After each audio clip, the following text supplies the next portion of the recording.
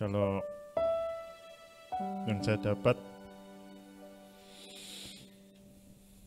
jok iling-iling, ya, jok diiling-iling, ya kan, jok diiling-iling. Kita baca Yesaya 43 ayat 18. Ternyata ada ayatnya. Ini adalah firman Tuhan. Tuhan ngomong gini sama bangsa Israel melalui Nabi Yesaya. Diingatkanlah seperti ini firman-Nya. Janganlah ingat-ingat hal-hal yang dahulu. Dan janganlah perhatikan hal-hal yang dari zaman purbakala. Memang ini berbicara ketika itu Tuhan tuh ingin jadi gini, waktu itu bangsa Israel tuh terngiang-ngiang dengan hal-hal yang Tuhan kerjakan di belakang. Membelah laut, kasih mana, kasih burung puyuh, kasih daging, pemeliharaannya dinyatakan. Itu akhirnya terbuai. Akhirnya membuat bangsa Israel itu terbuai. Sehingga apa? Mengkotak-kotakkan Tuhan akhirnya menjadinya. Ketika kita mengingat-mengingat yang dulu, wah seharusnya Tuhan itu belah, seharusnya Tuhan seperti ini, Tuhan seperti ini, Tuhan seperti ini, Tuhan seperti ini, seperti ini, seperti ini. Banyak. Itu yang kan mau kita, seperti tadi pujian kita yang pertama, ya kan? Bukan kehendak kita yang terjadi, biar menurut kehendaknya Tuhan. Di ayat yang 19 dikatakan juga seperti ini lanjutannya. Lihat, dikatakan apa? Aku hendak membuat sesuatu yang baru. Tuhan itu Allah yang kreatif. Bapa yang kreatif dia tuh. Sang kreator. Dia itu akan membuat sesuatu yang baru. Yang sekarang ini sudah tumbuh. Belumkah kamu mengetahui? Ya, aku hendak membuat jalan di padang gurun. Siapa caranya buat jalan di padang gurun? Kalau mungkin sampai sekarang nggak ada jalan di padang gurun, orang berjalan ya di pasir-pasirnya itu ya. Nggak tahu ya, kalau mungkin sekarang sudah ada, nggak tahu. Dan sungai-sungai di padang belantara. Loh, ada sungai loh, sungai bukan tandon, bukan buatan manusia yang kecil gitu. Ini sungai Tuhan mau buat. Tuhan itu kreatif. Dia bisa ciptakan kita, loh beda-beda ternyata. Gak ada yang podo. Masih kembar pun loh. Masih tetap ada yang beda. Tuhan tuh makanya janganlah ingat-ingat hal yang dahulu. Kita boleh mengingat, tapi jangan terbuai di dalamnya. Oh, kita tahu laut terbelah. Tapi percayalah, ketika kita sekarang dalam jalan buntu, Tuhan itu nggak akan membuat laut terbelah, tapi Dia akan membuat jalan-jalan yang baru, yang indah, menurut pemandangannya Tuhan sendiri. Asal apa? Asal kita nggak mengingat-ingat yang dahulu. Jangan ingat-ingat juga kesalahan orang lain. Ketika kita melepaskan pengampunan, itu kuncinya apa? Kita nggak ingat-ingat lagi yang sudah terdahulu. Nggak ingat-ingat lagi kesalahannya. Kan kita sudah mengampuni, kita sudah berjalan di dalam jalan yang baru.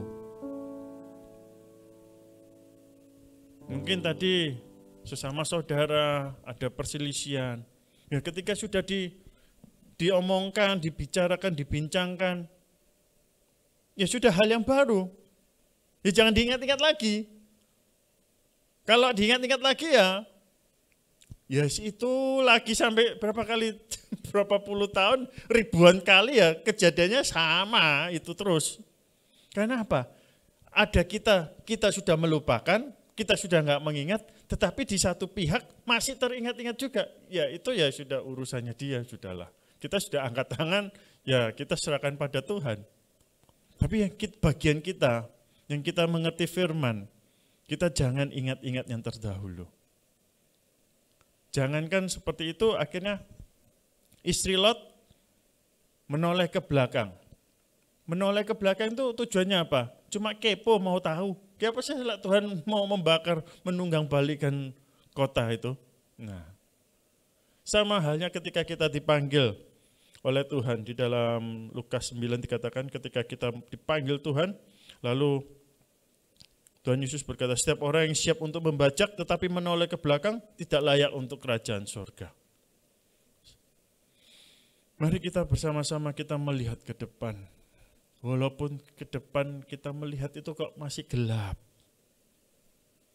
Kita sudah mengampuni tapi kok di satu sisi di pihak yang sana kok rasanya berat untuk mengampuniku. Walaupun saya yang salah, saya sudah minta maaf beribu-ribu maaf tapi enggak diterima. Ya kita hanya bisa berdoa. Ya. Mungkin kita sudah melakukan kesalahan fatal ya. Kita yang salah kita lah. Saya yang salah. Kita sudah minta maaf, tapi kan lain kata kalau permintaan maaf kan nggak selalu dibarengi dengan langsung diberi maaf ya kan. Ya mungkin itu sebagai hukuman saya. Ya saya harus terima konsekuensinya. Dan saya ya tetap harus melangkah ke depan. Walaupun kelihatannya berat di depan tuh gelap, suram. Tidak ada pengharapan, serasa tidak ada pengharapan. Ya itu adalah sebuah hal yang harus saya terima. Sambil saya apa? Saya berdoa menyerahkan kepada Tuhan. Saya sudah tulus hati Tuhan, saya sudah bertobat. Saya sudah mengaku salah, saya sudah minta maaf, tapi enggak. Ya Tuhan, saya berdoa Tuhan, bukakan pintu maaf bagiku. Ya kan? Tuhan pasti bukakan pintu, mengetuk pintu hati si lawan ini tadi. Untuk membukakan, melapangkan dadanya. Untuk bisa memberikan maaf, memberikan pengampunan bagi saya. Dengan tetap terus mengandalkan Tuhan, kita berjalan ke depan. Kita melihat ke depan. Bahwa di depan itu sudah ada Tuhan Yesus. Dia yang sudah ada di depan kita. Dia yang akan menyediakan segala apa yang menjadi kebutuhan kita, dia akan sediakan. Tak pernah sedikit pun dia meninggalkan kita. Kitalah yang seringkali meninggalkan dia. Kitalah yang seringkali melupakan dia.